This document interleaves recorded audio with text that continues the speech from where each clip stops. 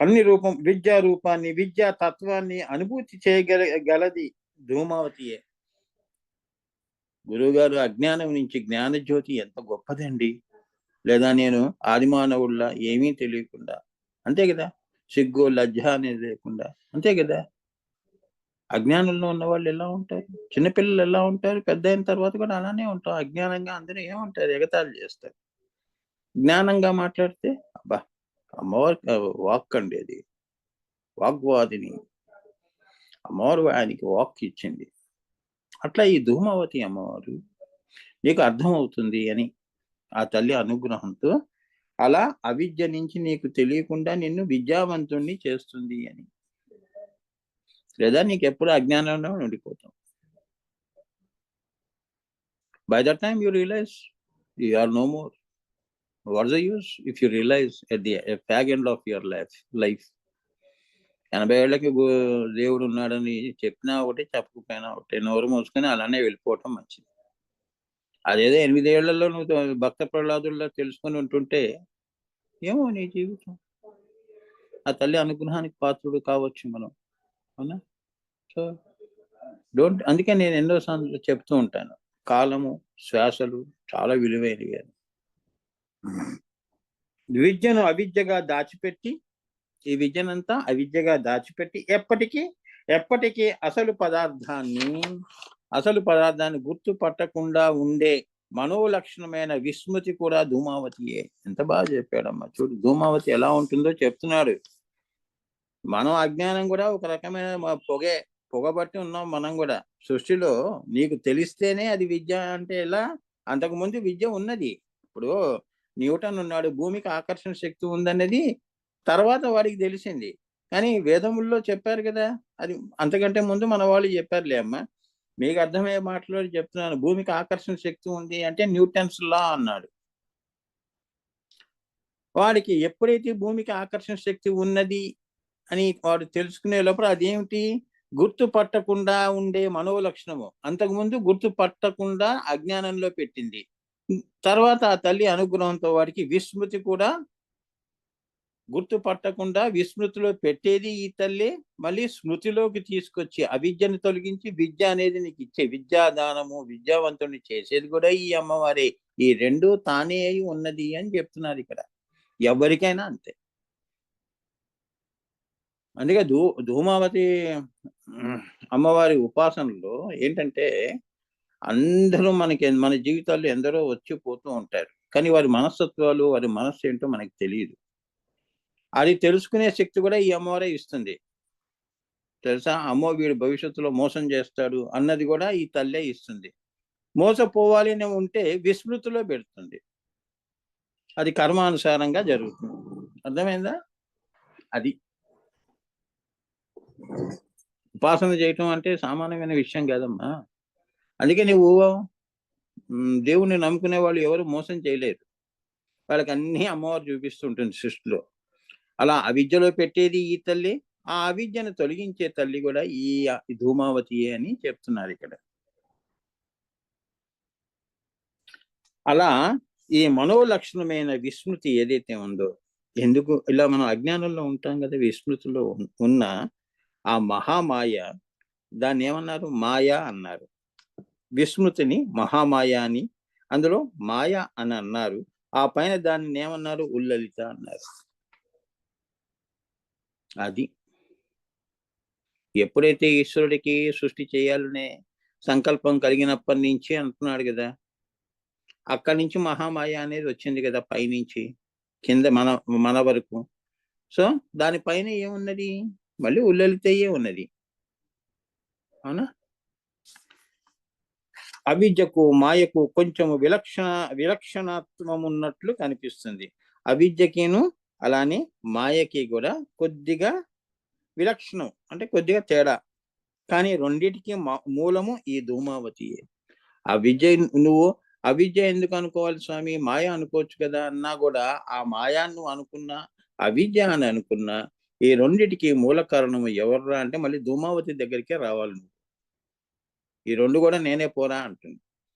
నువ్వు చిట్టి గిట్టి అని మన పేర్లు పెడతాం కదమ్మా, అసలు పేరు పెట్టి పిలిస్తే అది మాయండి ఈ చిట్టి పొట్టి అనేది మాయ, అసలు పేరు నాది అది అన్నా కూడా ఈ రెండు కూడా మళ్ళీ ధూమావతి అమ్మవారి.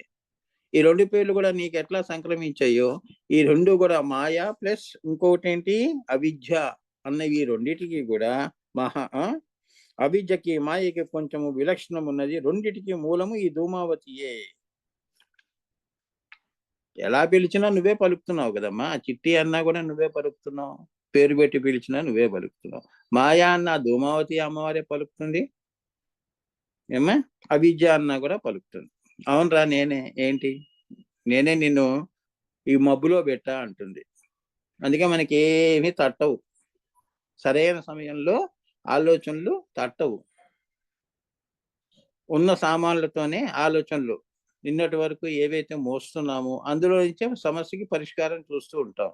చివరికి ఏమిటి పరిష్కారం దొరకదు. నిజంగా నీలోనే ఉంది. అమ్మవారు అవిద్య అనేది తొలగిస్తే విద్యగా వచ్చింది అంటే బుద్ధి బుద్ధి బుద్ధి వికసిస్తుంది, నీకు కొత్త ఆలోచన వస్తుంది. సమస్యకి ఇలా కూడా పరిష్కరించుకోవచ్చు కదా. కానీ ఏం చేసింది అమ్మవారి విస్మృతిలో, మహామాయలో, ధూమంలో పెట్టినది. ఆ రకంగా నువ్వేం చేస్తావు, ఎవరో కన్సల్టెన్సీ అని, డాక్టర్లని, అడ్వకేట్లని, కోర్టులని, గురువులని తిరుగుతూ ఉంటావు. ఎందుకు? నీ దగ్గర ఉన్నా కూడా అమ్మవారు నిన్ను ఇలా పెట్టింది. ఇలా పెట్టేది ఆ తల్లియే, పరిష్కారం చూపించేది కూడా ఆమె. చాలా ధూమావతి. మాయా అంటే అఖండాన్ని అనేకముగా భావించటమే, అంతే కదా. అఖండం ఏదైతే ఉందో ఖండాలుగా ఈ సృష్టి చేసింది ఆ తల్లి. అందుకే అఖండము అనేకముగా భావించటమే. సో మూలమునందు అఖరమైన అవసరమైన దాన్ని అనేకముగా భావించటమే మాయ. సో మూలంలో ఏమిటి, ఆ యొక్క మూలమునందు అనేకముగా భావించటమే మాయ. అంటే ఈశ్వరుడికి తలా పాపం తిలాకాస్త అన్నట్టు ఈశ్వరుడికి కూడా మాయ అంటుకున్నది కాబట్టి ఆయన కామేశ్వర రూప పరమాత్మ అయ్యాడు. అవి ఏం చేశాడు, శివశక్తి బిందువుగా అక్కడి నుంచి మళ్ళీ 5 ఆకాశాలు సృష్టించి భూతాకాశం నుంచి మనందరినీ అనేకముగా సృష్టించాడు. ఇదంతా మాయ స్వరూపమే కదా. ఆ మూలమునందు అనేకముగా భావించుటయే ఈ మాయ. సర్వ శరీరము ఉండగా ఇది, ఈ శరీరం అంతా ఇదైతే తల, ఇది చెవి, ఇది తెలిసిన తనము, ఇది తెలియని తనము, ఖండభావాన్ని చేస్తూ ఒక శరీరములో అనేకత్వాన్ని పుట్టించుకుంటూ బ్రతుకుతున్న దాన్ని పేరే మాయ.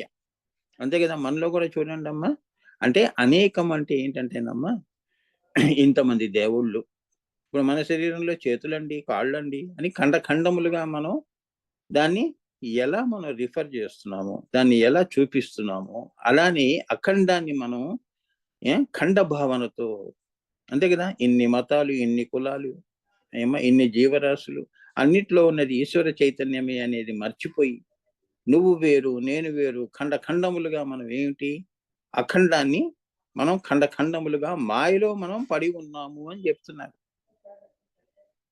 తెలిసిన తనము, తెలియని తనము, ఖండభావాన్ని, తెలుసో తెలియకు అంటుంటారు కదా. మనం కూడా స్వామి నీ గొప్పతనం తెలియకుండా అన్న తప్పులు ఉంటే క్షమించు స్వామి అని, తెలుసో తెలియకు ఖండభావాన్ని ఒక శరీరంలో అనేకత్వాన్ని పుట్టించుకుంటూ, ఒకే శరీరంలో నా మనసు అనుకుంటూ, నా అహం అనుకుంటూ, నా పిల్లలు, నా భార్య, నా భర్త, ఇలా అఖండాన్ని ఖండములుగా నీ శరీరంలోనే నువ్వు ఇంత మాయను చేర్చుకున్నావే. అభేదములైన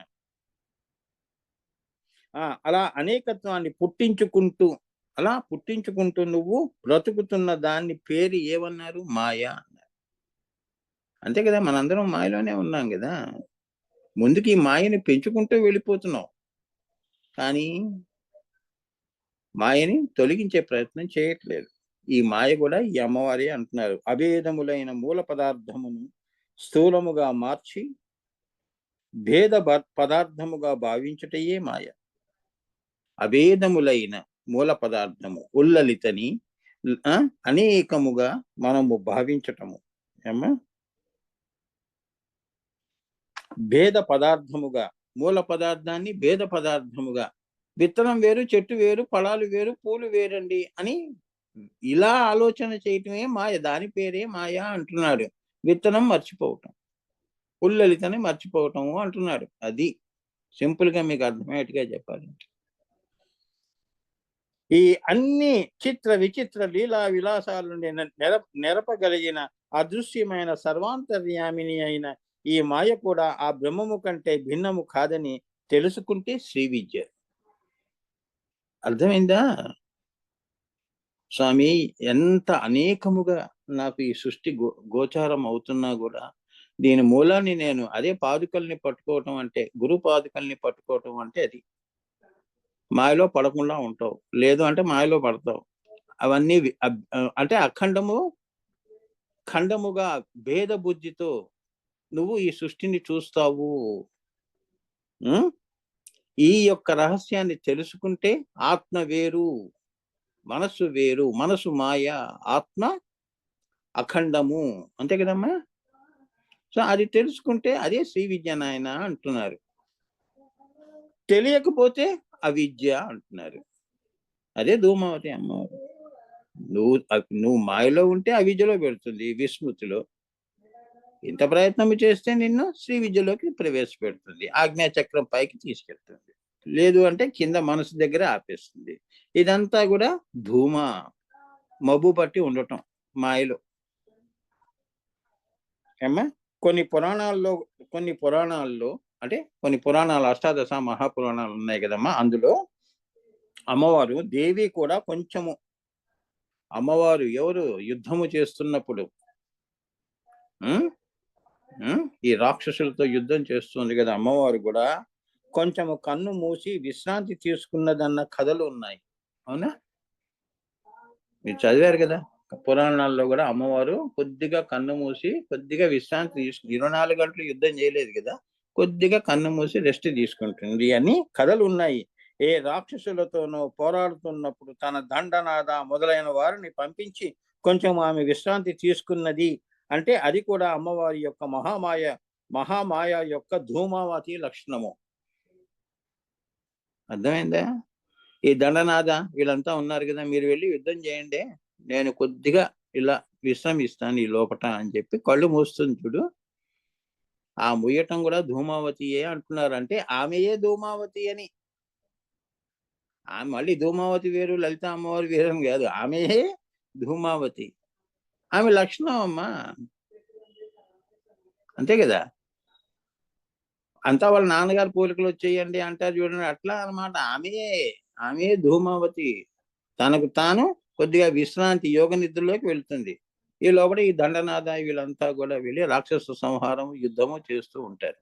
ఆ సమయాన్ని ఉపయోగించుకొని ఆమె కూడా ధూమావతి రూపంలో విశ్రాంతి తీసుకుంటూ ఉంటుంది అని. లలిత అమ్మవారు వేరు కదమ్మా, ఆ స్థితి వేరు.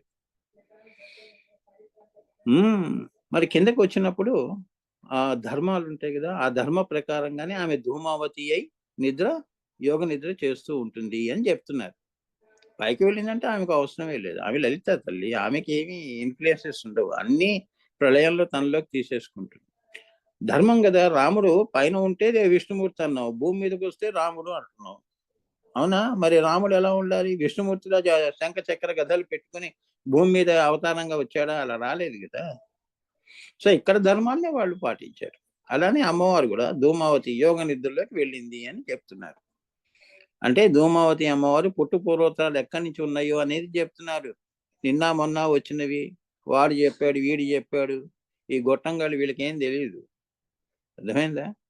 అంటే కొందరు మహానుభావులు ఉన్నారు, కానీ తెలిసి తెలియని మిడిమిడి జ్ఞానంతో తిరిగే వాళ్ళే ఎక్కువ ఉన్నారని చెప్తున్నారు. మహానుభావులు ఉన్నారు, వారికి మనం ఎప్పుడు గౌరవిస్తూనే ఉంటాం. కొందరు స్వార్థ బుద్ధితో ఏంటంటే ఇటువంటి విద్యలందరూ, ఈ విద్యలన్నీ కూడా స్వార్థ బుద్ధితో లోక కళ్యాణ సంగతి దేవుడు ఎరుగు, వాడి కళ్యాణం చేసుకుంటూ వాడి పేరు ప్రతిష్టలు తెచ్చుకుంటూ. అవునా? పేర్లు వద్దు మనకి, చాలా మంది ఉన్నారు మహానుభావులు. ఎప్పుడు కూడా చరిత్రలో వాళ్ళు మనం ఎప్పుడు గుర్తు చేసుకోం, అంతేగా. అదే చెప్తున్నాడు. ఇది మనుషుల యొక్క నైజం అమ్మా, అంతే. ఇంకా మనం ఏం చేయలేము. నేనున్నాను అంటే అటువంటి వాళ్ళ పనులే తొందరగా చకచక అవుతాయి. ఇప్పుడు ఆనందగాన నా పనులు ఎందుకు అవుతాయి తొందరగా? కావు. మాకు సంవత్సరాలు పడతాయి. వాళ్ళకి ఒక 20 మంది స్టాఫ్‌ని పెట్టుకుంటారు. పటా చేసి పడేస్తారు. ఎందుకంటే డొనేషన్‌లు అలానే వస్తాయి. డబ్బులు అలానే వస్తాయి. ఈ మూల జనం గొర్రెలు లాంటి వాళ్ళందరూ నమ్మిన వాళ్ళందరూ వాళ్ళకే ఇస్తుంటారు. వాళ్ళు వాళ్ళ పనులు చేసుకొని వెళ్ళిపోతారు. పోనీ అలా రాసింది ఆ పుస్తకంలో ఏమైనా ఉంది అంటే ఏమి ఉండదు. తెలుసుకోవాల్సింది ఏమి ఉండదు. మనలాంటి వాళ్ళకి ఒక స్థితికి ఎదిగిన వాళ్ళు. తెలియని వాళ్ళకి అది గొప్ప గ్రంథమే. నాకెందుకమ్మా?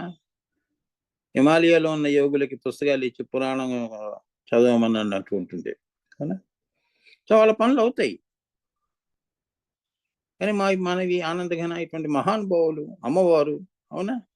సంబంధించినవి ఇవి చాలా లేట్‌గా వెలుగును చూస్తాయి. అది చెప్తున్నాను. అంటే మనం ఆ పనులు మనం చేయలేం గదమ్మా! మనుషుల్ని మోసం జేసి. సత్యం సత్యంగానే ఉంటాం మనం. ధర్మం ధర్మమే.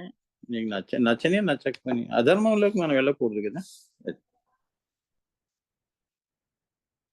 అలా ఆమె విశ్రాంతి తీసుకున్నది అంటే అది కూడా అమ్మవారి యొక్క మహామాయ యొక్క ధూమావతి లక్షణం. ఆ లక్షణంలో ఆమె యోగ నిద్రలోకి వెళ్ళింది అని. ఇప్పుడు అదొక లక్షణం అమ్మ. లలిత అమ్మవారికి ఒక లక్షణం. ధూమావతి అంటే ఇంకెవరు లేరురా నాయనా లలితేరా బాబు అని తెలుసుకో అని. అవునా? ఆమె స్వీట్ ఎక్కువ తింటుందండి. వాడు స్వీట్ ఎక్కువ తింటాడు అంటే అది వాడి లక్షణమేనండి. వాడే డోకా లేదు అని. అక్కడ ఆమెకి నిద్ర వచ్చిందని కాదు. తన ప్రకృతి ధర్మాన్ని తనకే అనునయించుకొని తాను కూడా మనలాంటి దాన్నే అని చెప్పటం మరొక మాయ. రాముడు కూడా అంతే కదా! నేను మానవుడినేరా బాబు! నాకు ఆ లక్షణాలున్నా దైవ లక్షణాలు నేను చూపించను. ఆయన తాను కూడా మనలాంటి దాన్నే అని చెప్పటం. అది కూడా ఒక మాయే అంటున్నారు. తాను వరములిచ్చే తానే మరల ఆ రాక్షసుల్ని చాలా కష్టపడి సంహరించవలసిన వచ్చిందన్నటము కూడా ధూమావతియే. ఏమ్మా? ఆ రాక్షసుల్ని చాలా కష్టపడి సంహరించవలసి వచ్చింది. వచ్చిందన్న అనటము. చాలా కష్టపడింది. అబ్బా! రాక్షసుని సంహరించడంలో అమ్మవారికి ఏముందండి? అది కూడా ధూమావతియే. అది కూడా మాయే. ఆమె దలుచుకుంటే ఎంతసేపు రాముడు దలుచుకుంటే రావణాసురుడిని చంపడం ఎంతసేపండి అని నువ్వు అనుకుంటావే. అది కూడా మాయే. ధూమావతియే. హ్మ్. అంటే ఒక మామూలుగా ఒక మనిషిగా లలిత అమ్మవారు వాడిని సంహరించింది. మహిషాసురుడిని సంహరించింది. దుర్గగా సంహరించింది అన్నది కూడా మాయే అంటున్నారు. ఏమ్మా? అంతేగాని ఆమెకి చేతకాక కాదు. ఆమె దలుచుకుందంటే క్షణంలో అప్పుడు మహాప్రళయాన్ని సృష్టించేది.